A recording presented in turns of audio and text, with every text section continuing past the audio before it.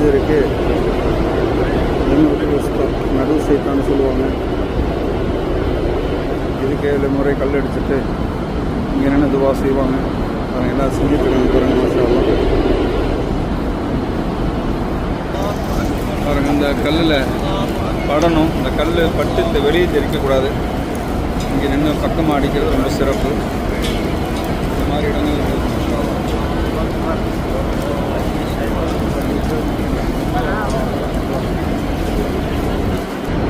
இங்கே அடித்து துவா முடிச்சுட்டு இன்ஷா அல்லாஹ் இதை வந்து பெரிய ஷைத்தான்னு சொல்லுவாங்க.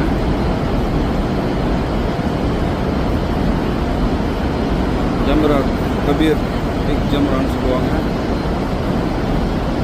இதில் இன்ஷா அல்லாஹ் ஷைத்தான் கல் அடிச்சுட்டு அல்ஹம்துலில்லாஹ் இங்கே துவா செய்யக்கூடாது. 3வது ஷைத்தான் கல் அடித்த பிறகு இங்கே துவா செய்யாமல் நம்ம நேரடியாக வெளியே போயிடும் இன்ஷா அல்லாஹ். அல்லாஹ் தஆலா முழு உலக முஸ்லீம்களுக்கும் இங்கே வந்து ஷைத்தான் கல்லறிக்கூடிய ஜம்ராத்தில் வந்து கல்லறிக்கூடிய பாக்கியத்தை கொடுப்பானாக. அல்ஹம்துலில்லாஹ் 3வது நாளும் பிறை 13 அன்னைக்கு துல்ஹஜ் பிறை 13 அன்னைக்கும் ஷைத்தானுக்கு ஜம்ரத்தில் கல்லறிக்கூடிய பாக்கியத்தை இருந்த எல்லா புகழும் அல்லாஹுக்கு. அல்லாஹ் அனைத்து முஸ்லீம்களுக்கும் இந்த பாக்கியத்தை தந்தருள் புரிவானாக. ஆமீன் யா ரப்பல் ஆலமீன்.